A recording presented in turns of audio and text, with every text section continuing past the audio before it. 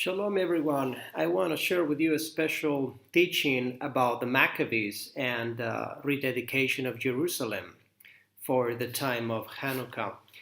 So, the book of Maccabees has a tremendous parallel with the book of Revelation, the Apocalypse, and the end of days.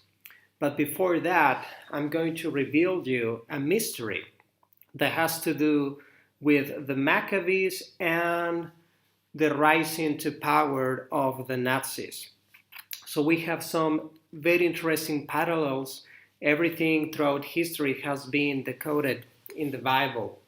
So first of all, in 167 BC, that's about when Antiochus, this Greek emperor that wanted to completely obliterate the Jewish nation, rose to power. And in 1933 is when Hitler rose to power. Between both dates, you have 2,100 years, which is 700 plus 700 plus 700. 700 is a very prophetic number in the Bible. The Bible talks about sevens, 70s, 700. It has to do with prophecy. So once we break this number into three sets of 700, let us see what happened every 700 years. 700 years after the Maccabees, it was the beginning of 6th century. That's the takeover of the Byzantine Empire. Israel was ruled by the Byzantine Empire. 700 years later, beginning of the 13th century, Israel is ruled by the Crusaders. And 700 years later, now Israel is being attacked by Hitler. So let us look at both parallels and the message of redemption. So before a great time of revival and a great time of redemption, there's going to be a great time of persecution. So during the days of Antiochus, he forbade the Torah, he forbade to follow Sabbath, he forbade circumcision, he forbade to worship the one true Elohim, and he commanded the people to worship an evil idol.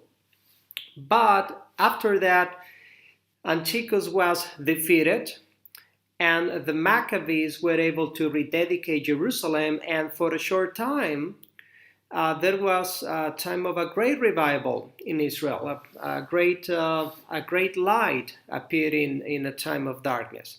The same we see in 1933. Hitler rose to power. He came to obliterate the Jewish nation, to send them to concentration camps, to kill them, to exterminate them. Eventually, he was defeated with his evil Nazi empire. And what happened right after?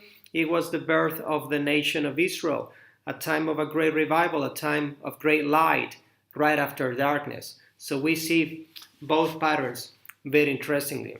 Now, let us connect Maccabees with the book of Revelation. Maccabees has tremendous parallels with Revelation. First of all, Antiochus, this pagan Greek emperor, even the name Antiochus is like Antichrist. He's like an Antichrist figure.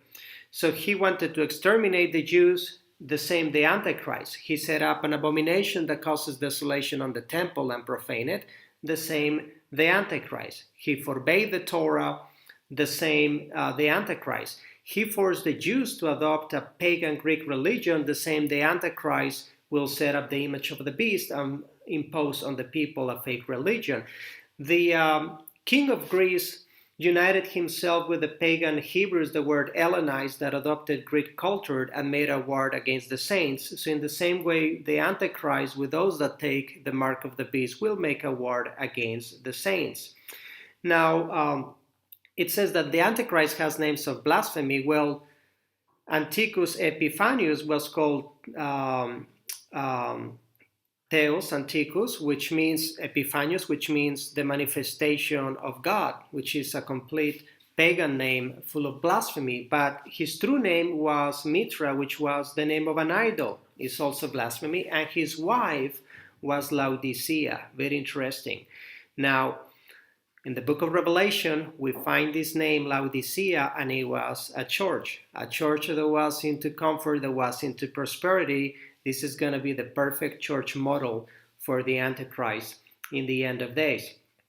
So this great Levites, they rose to power and they became warriors. Even though they were scholars, they had no choice but to become warriors. In the end of days, we also see the 144,000 being a prototype of the warriors of Yeshua in the end of days.